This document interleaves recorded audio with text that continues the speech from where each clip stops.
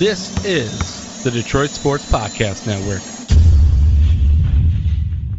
And welcome in, folks, to another edition of Open Mic Night. I'm your host, Noah Taluki, and on today's episode, we're going to recap the Rocket Mortgage Classic, my experience from last Thursday, and a big win for the Australian Cam Davis. We'll talk about some of the atmosphere around that and some of the drama that actually took place at the Rocket Mortgage Classic last week, so that's very exciting to talk about as well. Also, one of the Tigers, Gregory Soto, named to the All-Star game. We'll kind of break that down for you, give a little Tiger talk for the time being, the state of the Tigers, if you will.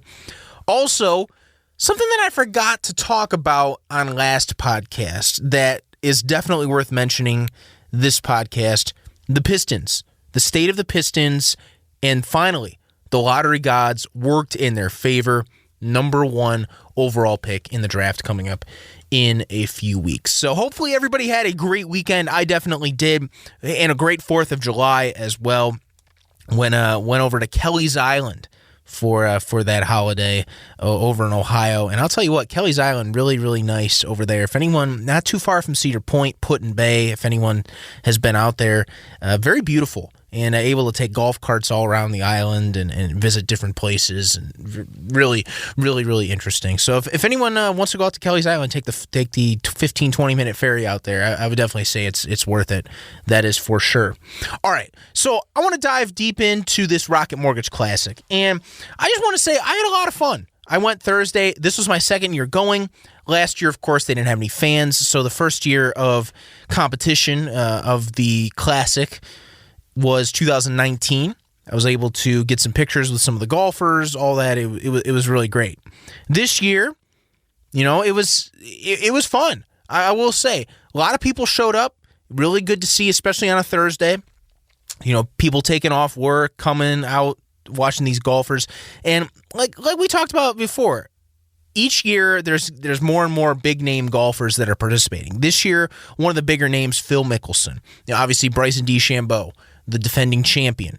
He was, Ricky Fowler, Bubba Watson, big names on tour. Even some of the smaller guys, Sung Jae Im has been playing well lately. Jason Day, I know he's a big name, hasn't really played well the last couple years, but he was there as well. I mean, some of the younger, Will Zalatoris, Gary Woodland, some of these guys, I mean, even a hometown story like Willie Mack.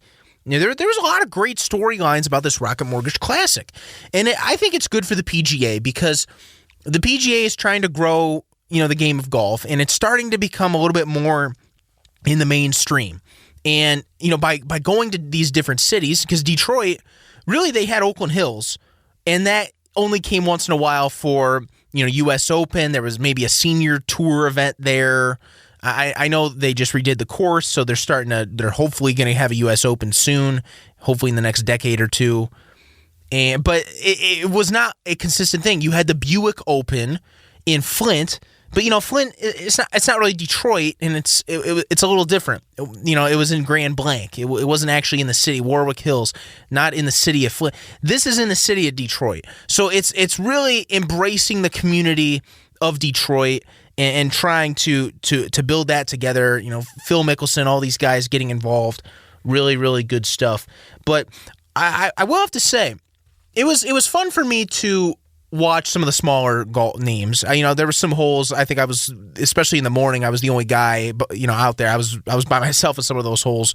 A lot of the crowd wanted to follow the bigger golfers, but I was content with following some of the smaller golfers for a little bit. And it was definitely interesting to watch, and I will say that rain delay on Thursday though, that was tough. We all had to find cover really fast, but hopefully glad the rain passed over. And I ended up leaving around 3:30 because I just had enough with waiting around for 3 hours, and I had a long day. I got there at 7. Left to 3:30. That's a decent sized day. So, and because I wanted to see Bryson tee off and all the bigger names. I think he had a 1:10 tee time, but he had to. They pushed the tee times back. So I just didn't really want to wait around that long. So I ended up leaving. But like I said, great event. I was able to run into some people I knew. and it was awesome for sure. But I do want to talk a little bit about this drama that happened. And look, I'm not a guy that's going to talk about sports drama all the time, but I thought it was kind of interesting, especially the stuff that revolved around Phil Mickelson. Now, if anybody didn't see, a story came out in the Detroit News that, about Phil Mickelson's dealings with a Grosse Point bookie, and there was a $500,000 sum of money and all this. Look, Phil did not deny that this story was not true. I mean, it happened. It was a true story. However, the timing of the story was very bad, and it was wrong, in my opinion, very wrong.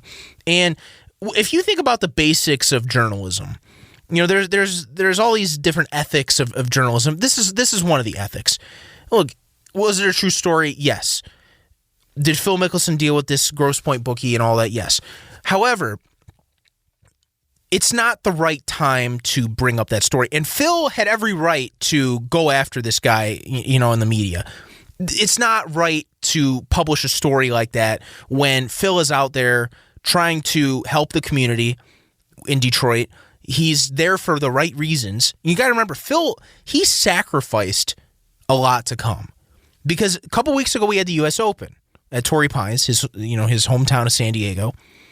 Now, not this week, but next week we have the British Open, or the Open as they call it, in overseas. So he says he usually doesn't play in the tournaments in between the U.S. Open and the British Open, the majors. So, but this year he decided to because he really liked what Rocket Mortgage had to bring to the table. He really liked that. They were all about building the community. They were very Detroit centered, and that the whole tournament is like that. So, having a big name like Phil with some cachet, really can help build the event. Plus, he was going to get his charity involved and all that. But then this whole thing with this story coming out and Phil saying, I'm not coming back here, then kind of changing his mind a little bit, says, there's a guy, Mike Sullivan, obviously Sully from 97 won the ticket, who, is trying to get 50,000 signatures for him to come back. How about we do that? 50,000 at random acts of kindness. And so it seems like he was kind of flipping his mind a little bit at the end, but a lot of drama there. And some of the Detroit media members, with this one writer in particular, the Detroit News, just did not consider, I guess, the factors it would play. And I don't think it was the right thing to do, not at all, especially for a guy that is very well liked on the tour. He is very, very fan friendly. I mean, he was all kinds of fan interactions that I saw on social media this weekend with him, and everything that he was playing with Bryson's clubs at the practice round, or just talking with fans, stuff like that. And that's really what helps grow the game. The fans, when they see a golfer like that, it's a guy that they can really relate to, and so, even though he's won 45 times on the PGA Tour and 6 majors, this is a guy that, he doesn't act like he's above everyone. He's with the people. And that's a golfer that people really like. And that's why people, I think, have been drawn to Phil for decades. So, but for a story to come out like that at the very, very wrong time, and to kind of take the positive attention away from Phil and sort of turn it into a negative. I think some of the story was for clicks, just trying to get views, trying to get people to click on the story, and that's not right. And that goes against any ethics of journalism. And so that's not the right move. But hopefully Phil will come back, because he said it publicly. The fans are not the issue. He has had a great experience with the people here. It was just the part of the media that was really, really bugging him. So hopefully Phil comes back, because the Rocket Mortgage needs more golfers like Phil out there for sure. And the other thing I wanted to get to, this whole thing with Bryson DeChambeau's caddy. I mean, this guy, he's been his longtime caddy, and he ditched him. He just said he was with him during the practice rounds and everything. And basically, the day before he's supposed to start round 1 at the Rocket Mortgage Classic, he calls off, says, I'm not your caddy anymore. We decided to part ways. I mean, it was just so odd. What caddy, parts ways with their golfer during a practice round then the next day you're playing. Usually you wait till after, or maybe in the off season to do that, or maybe if there's a long stretch of tournaments that you're not playing in, some shakeups there. And Bryson, he didn't play well. He didn't even make the cut for Saturday and Sunday. And I was kind of expecting that. As soon as I heard that news, I said, no, I don't think Bryson's going to be defending his title, because caddies, as good as the golfers are, caddies are very important, just as important as well, because those are, caddy acts like your coach out there. You guys got to be, they got to be on the same page. They got to be in sync. And, I don't know if Bryson's new caddy was necessarily in sync with him and really knew I believe he was a guy from Cobra Drivers, the drivers that people hit on the tour from the Cobra company or something like that. So I don't know how well Bryson knew him. I don't know if this guy knew his strengths and weaknesses, all that. So I didn't really expect Bryson to play very well after, and he didn't really. He really underperformed. But there's a lot of drama for sure at the Rocket Mortgage Classic. And there was an article by Carlos Monterez, in the Free Press. It said, it really felt like a major in terms of the atmosphere and some of the drama. And with Carlos Monterez, I have to agree. And I want to say I don't agree with everything he says about, especially with Lions talk and all that, but I definitely agreed with that about the golf for sure. He was spot on, I think. I mean, the atmosphere, people were really, really getting into it with the golfers, and in a positive way, and also with like he talked about with the drama that goes on. There's a lot of drama sometimes that goes up to majors. And in terms of that, I would definitely say for sure.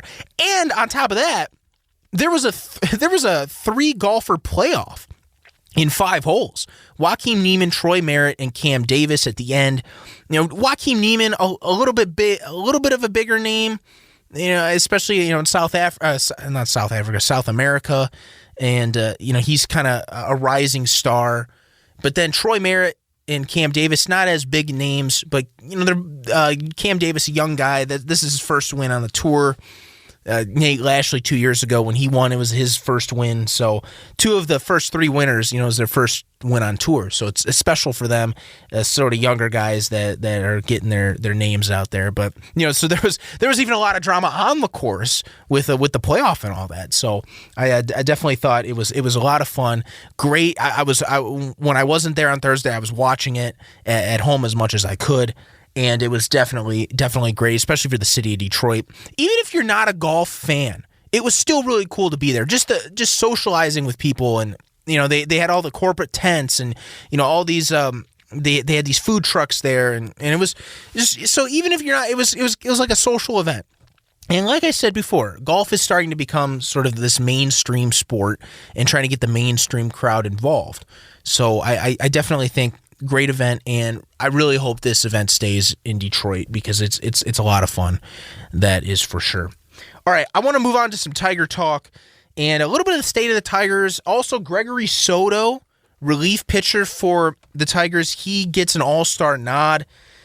Personally, I thought it was either going to be, because every team in the MLB gets 3 guys, or I'm sorry, one guy per team at least that has to be in. So you're required. It's not like the Pro Bowl where you don't have to have a guy in the All-Star game. The MLB, you have to. So this is Gregory Soto. I mean, very, very deserving. I thought the Tiger representative was going to be Jonathan Scope, Robbie Grossman, or maybe even Casey Mize because of how he's played, especially down the stretch. But Gregory Soto, very deserving. Entering last Sunday, he had a .53 ERA in his past 17 outings with only 6 walks and 20 strikeouts over 17 innings. And he definitely showed a lot of improvement, especially in the month of June, and really attacking hitters as well. And one of his big strengths is that 97 to 100 mile an hour fastball and a wipeout slider. I will say the first time I heard of this guy was on opening day when, I don't know if anybody remembers, but he was wearing orange dreadlocks.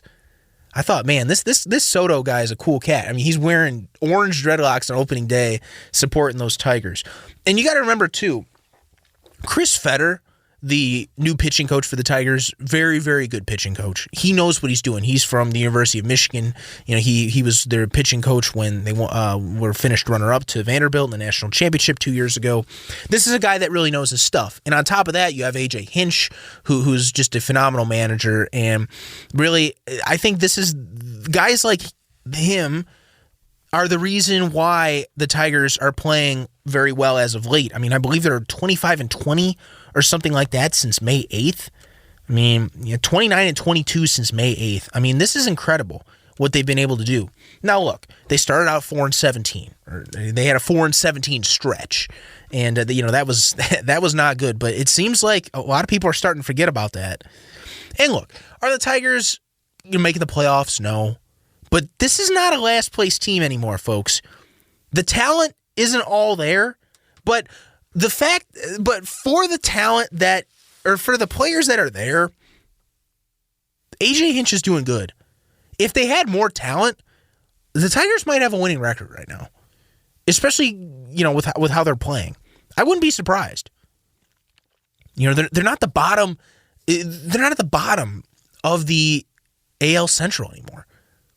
They're 3-4 games ahead of Kansas City and Minnesota. Now, are they going to compete for the championship? No. Are they still losing bad to Cleveland? Yes. But I will say this team is making some strides. Having Gregory Soto in the All-Star game, especially a pitcher, really shows, I think, what Chris Fetter and all those guys have been able to do. And plus, they're hitting better, too. And we talked about how Jonathan Scope and Robbie Grossman have really emerged out of this lineup. We even saw Eric Haas, the catcher. He went to Divine Child, Falcons, and Dearborn. He had 2 home runs a couple nights ago. He was a surprise bat. Obviously, you have Akil Baddoo, who's been a real surprise this year for the Tigers. This team is starting to get it going a little bit. Now, I want to treat the rest of the season more developmentally. I want I think Matt Manning should be getting more reps. Casey Mize. We were talking about it a couple weeks ago how some of these guys are starting to get on some pitch counts. Casey Mize, I think, only pitched 3 innings the other week, the other start. So, but at least, they're getting there. It's a developmental period. And I got to say, also with A.J. Hinch, he did say about the trade deadline, which is coming up the July 31st, if you want some of our guys, you're going to have to pay a price. And I liked how AJ Hinch just said that flat out. You're going to have to pay a price. You're going to have to pay some big money for these guys. Personally, if you want to trade anyone, I would probably trade Boyd, Scope, Grossman, some of those guys. I think Boyd, it's definitely very obvious that he has shown a lot of improvement this year. Like I said, some of it might have been Chris Fetter, the pitching coach. Because remember, a couple years ago, Boyd, he had that one hitter against the White Sox, and there was a lot of buzz about him. Might midseason trade to a contender. We can get something for him. Nothing. Al held out. Then there was the whole deal, and then his ERA just exploded last year, and everybody thought, well, we should have traded him a couple years ago. Now his ERA starting to get better. A guy that can really get back on the trading block. And I think it's time that we trade Boyd, one of these hot hitters, guys who are pitching really well, and give us something in return. Give the Tigers something that I don't want these developmental guys. If you want something, give us maybe a guy that's proven to have success. Because I've said it for a long time. The Tigers need to start buying. They need to start building a winning team. They need to start getting talent. Remember the old man Illich? Remember? And I'm not saying overspend like he did on Prince Fielder and all those guys. I'm saying, but get guys, that are talented like that. Remember Maglio Ordonez? Remember, Prince Fielder, like I said? These guys, Miguel Cabrera in 2008, these guys were key pieces to some of those teams. Very talented players, and I think the Tigers have to go get out and get those guys. I mean, Scherzer was in that 3-team trade. The Yankees and the Diamondbacks and the Jose Valverde, and I think Curtis Granderson went to New York, and so one of those blockbuster trades. Something like that where you get a guy that can give you a chance at something, a building block for the future. That's what I think Al needs to do during this trade deadline. We'll keep you more updated on that, but that's my state of the Tigers for right now. But congratulations to Gregory Soto on a very well-deserved all-star bid, that's for sure. All right, last but certainly not least, we got to talk Pistons. And last week, I was so hyped up about the Rocket Mortgage Classic.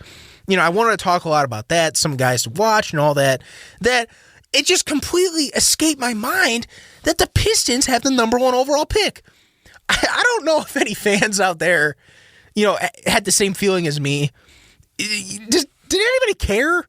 I mean, I'm sure the Pistons fans, they obviously cared a lot.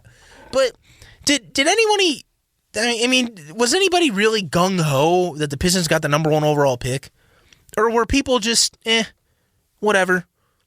I don't really watch them anyways. Is this number 1 overall pick? Are they really going to attract me to watch them again? Are they going to screw it up like they've done with a lot of their picks the last, 5-10 years? Look, we don't talk about Pistons a whole lot on this show, but I will say this is very good for the Pistons. This is a team that was once proud. Obviously you have your bad boy era, you have your going to work era. This is a franchise that made a lot of people proud. Put the bootstraps on, go to work. The bad boy image. They really fit the city of Detroit. These teams that are successful in the city really have that identity of fitting in with the city of Detroit. And those two eras, which really, to be honest, are the only two real eras of Piston basketball. That's what really attracted fans to this team. Now, the problem has been, and really this problem, in my opinion, started when Bill Davidson sold the team to Tom Gores.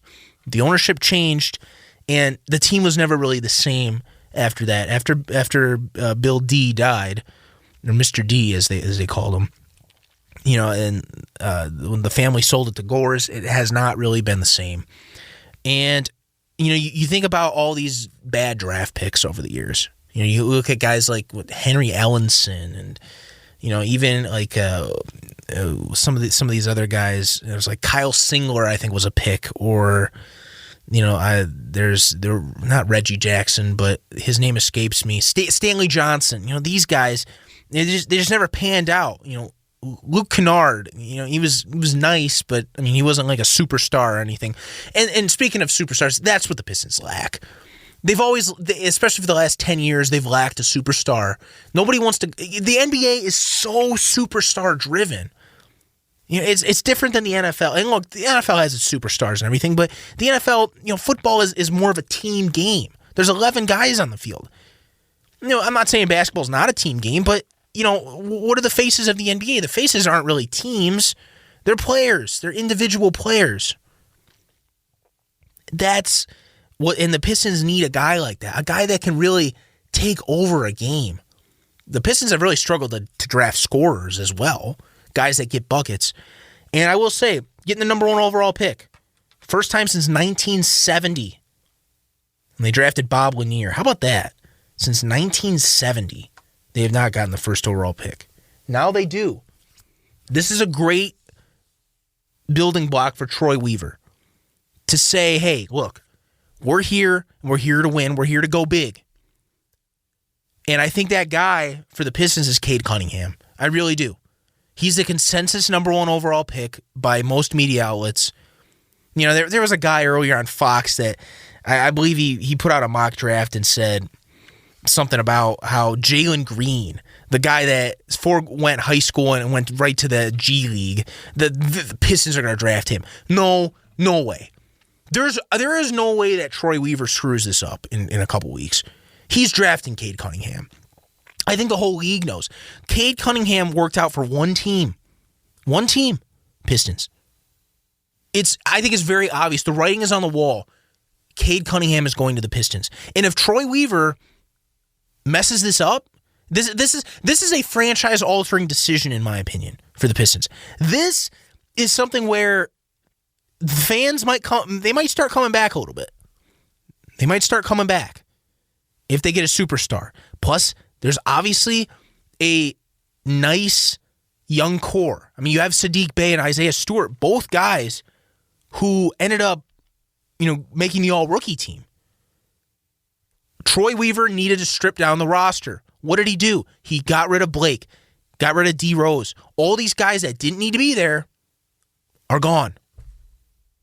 So far, I trust Troy Weaver. I do. Now, am I like a diehard Piston fan? No, I wouldn't say that. But I'm trusting this process. And by getting Cade Cunningham, hopefully, the number 1 overall pick, that's going to add a whole new dimension to the Pistons. A guy that can be a real superstar, a guy that can get buckets, a guy that can score. Piston fans, the city of Detroit is just dying for a winner, dying for someone that can get them on track. Is dying for just a team that they can just hold on to. The Pistons, and I gotta say, they may have the best future right now of any team. And I'm always about, the Lions, because the NFL, you can go from bottom, the cellar of the NFL to winners in 1 or 2 years. And, there's some teams in the NBA like the Hawks, Suns, the teams that are kind of worst to first, you can get good pretty fast. So I'm hoping it's one of those things with the Pistons. Now, I don't know how long they're going to have to wait till playoffs again. But if you're the Pistons in the next couple of years, you're not looking just for an 8 seed like you did with Andre Drummond and all them. You got to start competing for like a top 4. And Cade Cunningham, hopefully, if they draft him, will be that guy that they need. A very important key piece in this extensive rebuild that Troy Weaver is heading. And so far, I really like it. I do. Some good news over at Little Caesars Arena. Hopefully those fans can pack the stands again and really kind of open up a brand new arena. I mean, I know it's 4 years old already, but I mean, the teams really in that arena have not been good. You have the Red Wings and the Pistons. Finally, an opening up to the national scene, if you will. Once you get, a guy like Cade, please Pistons draft Cade Cunningham. I think it's your best option. I think it is. I'm not saying he's LeBron James or anything, but he's a guy that can be a real true superstar. Let's hope he pans out, though, because Pistons they haven't had so much luck in the draft, but I think this guy is a clear-cut number 1 overall pick. All right, folks, glad we were able to talk this week. Next week, hopefully we'll get some more guests on. We'll talk some Lions because training camp it's going to be right around the corner. I'm hoping to get some good guests on, especially for the next couple weeks with training camp, and then into the season. Hopefully, we'll be getting a guest a week with some Lions talk because we're a football town. We're not a basketball town. As much as some people think we're a basketball town, we're not a basketball town. We're a football town and baseball. So we're definitely going to be talking a lot of football in the fall, and I'm really, really excited about it. But we'll see what the Pistons do in the next couple weeks, and some of the other players that they might draft as well in the later round, the second round. We'll see if any of those guys can be contributors as well with a very smart general manager in Troy Weaver. Make sure to check out all the other content on the podcast network. John Macaroon and everything that he does at SI. Great job. I'm sure he'll be covering Lions training camp a lot very soon as well. But talk to you again, folks, next week, only on Open Mic Night.